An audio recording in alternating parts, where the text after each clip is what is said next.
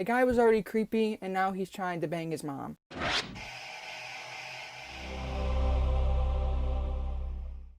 Hello everybody, it is Ian Lives. Welcome back to another YouTube video. Another movie review video. Another episode of Hollow Bench. Now, a couple people have told me that they want some 80s movies being reviewed for Hollow Bench. I hear you, okay? So, I'm going to throw in some 80s flavor. I love 80s horror. The only reason why I haven't included any 80s movies so far in Hollow Bench is because I feel like I've watched all of the ones that are kind of Halloween feeling, besides one, which I'm saving for Halloween Day. Stay tuned for that. But we're going to be adding some 80s flavor into Hollow Bench. Not only 80s flavor, also some zombie flavor and some Italian horror flavor. I'm talking about Burial Ground. This movie has been on my watch list for a long time. It's been on my radar for a long time. When I first started trying to get into Italian horror, which didn't last very long because there's so much of it, I got overwhelmed. But when I watched movies like The New York Ripper, Pieces, Opera, Tenebrae, the classic ones I watched, and I was getting into it, I quit, as I already said. But Burial Ground was one of those ones that I always meant to get to.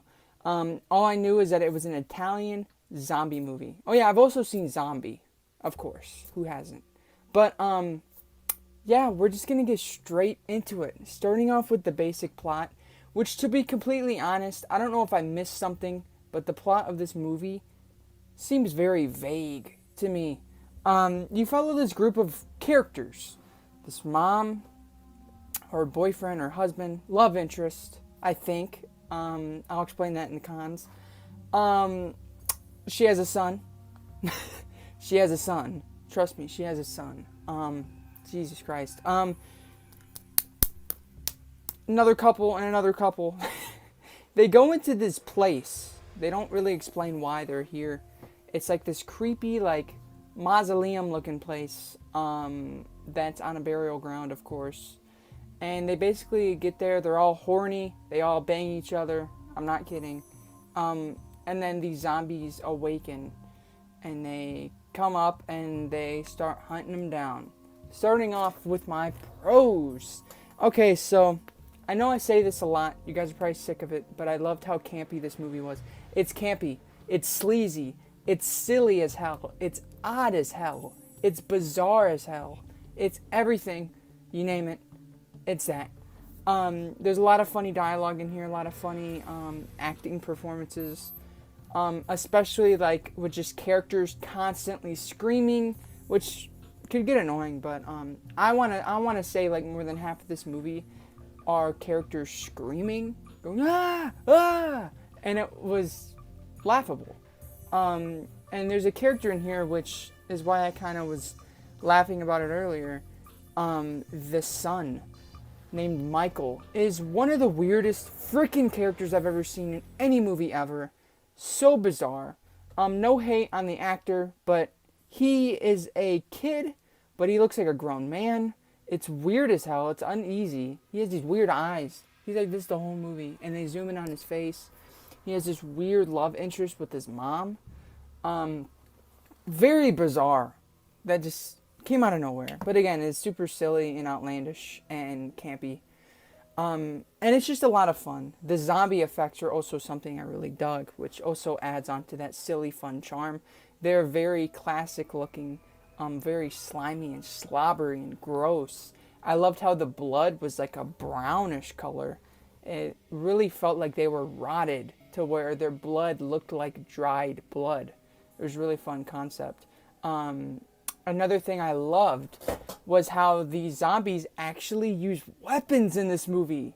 They used it for like only one scene, but it's probably my favorite scene in the movie because I wasn't expecting it, where the zombie randomly picks up a scythe.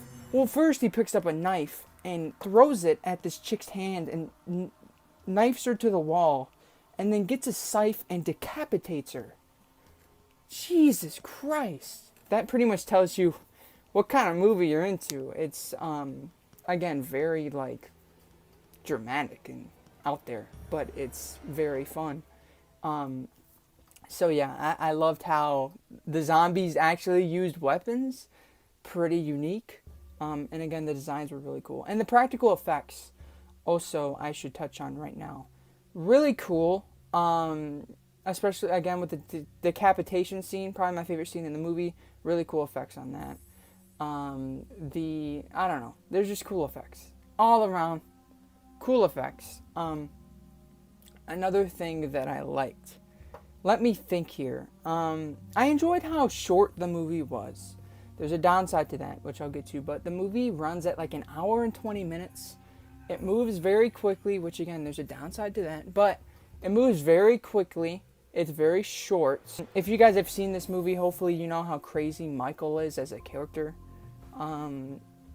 Again, one of the weirdest characters I've ever seen. Moving on to my cons. The things that I disliked about the movie. The biggest one, which is what I was just talking about, the issue with how quickly the movie works. I had the same issue with Appendage. Go check out my review for that.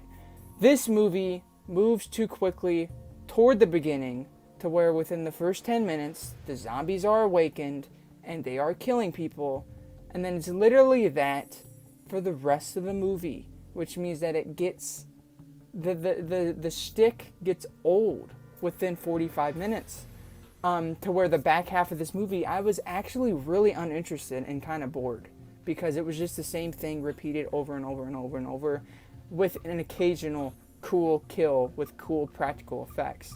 But it was just like girls screaming while running from zombies for an hour and 15 minutes.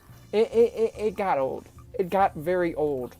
And that's also a pacing issue because the beginning of this movie felt like it moved quick and then it kind of slowed down and stayed the same for the rest of the movie.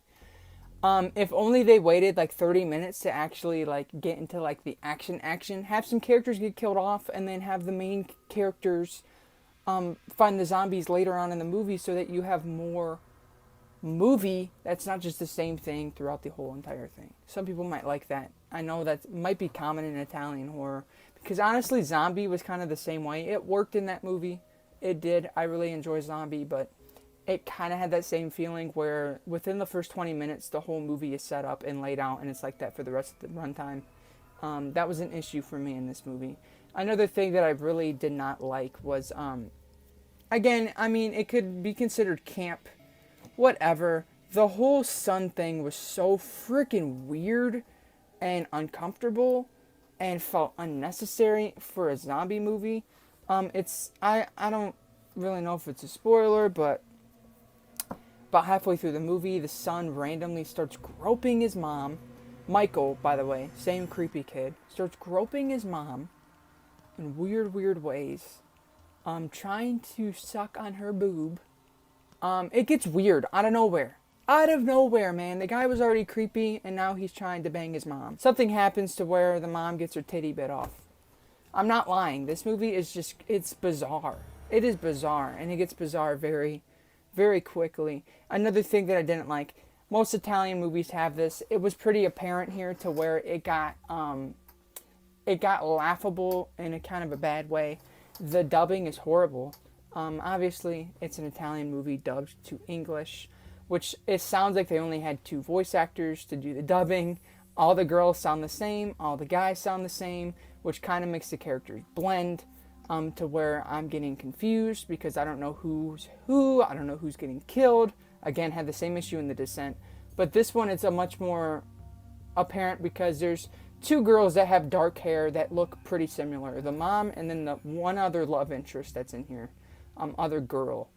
And then the 2 guys kind of look similar. And then they have like the same voices. It's very confusing. They blend. And also, it felt like the characters kept growing. Like you start off with the movie, you have like 4 or 5 characters. And then like 4 of them die within like the first 20 minutes. But then by the final act, you have a lot more characters. It was weird. I don't know what the hell happened. Maybe I missed something. Maybe some of them didn't actually. I don't know. It was odd to me. Like they just came out of nowhere. And yeah, again, the characters just felt very blended and messy, and they didn't stand off on their own. I only knew who the mom was because she stuck around with Michael, that weirdo. I'm gonna give Burial Ground a 3 out of 5. It was all right. It has its fan base. It's considered a cult classic at this point.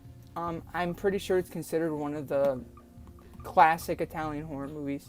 I don't think it's on the same level as something like Zombie, Suspiria. Those are like the top of the top. I think Burial Ground is more like the middle, but it's talked about quite a bit in the Italian horror community, so I checked it out. Very fun moments, very bizarre, very silly, very odd, very unique in its own way. Very cool zombie effects, designs. There's cool scenes in here that aren't really in any zombie movies, like zombies decapitating people with weapons. Very cool idea. You have an oddball-ass character like Michael, which will stick in my brain for a long, long time. But overall, Burial Ground was just okay for me. There's a lot of flaws. It's very dumb, but fun. It's almost to the point where it's apparently a bad movie. Like, it's apparent that it's a bad movie. It's not quite to that point, but it's very close to being to that point where it's so bad it's good. But it's actually kind of decent in a very funny, goofy, shut your brain off type of way. I hope you guys enjoyed the video. If you did, subscribe, turn on the bell. Let me know your thoughts on Burial Ground down below. If you like it, if you hate it, if you think it's okay, let me know. Let me know your thoughts. Follow my Instagram at @IanLives_. Follow my Letterboxd at wehateian. I absolutely freaking love you guys. Peace.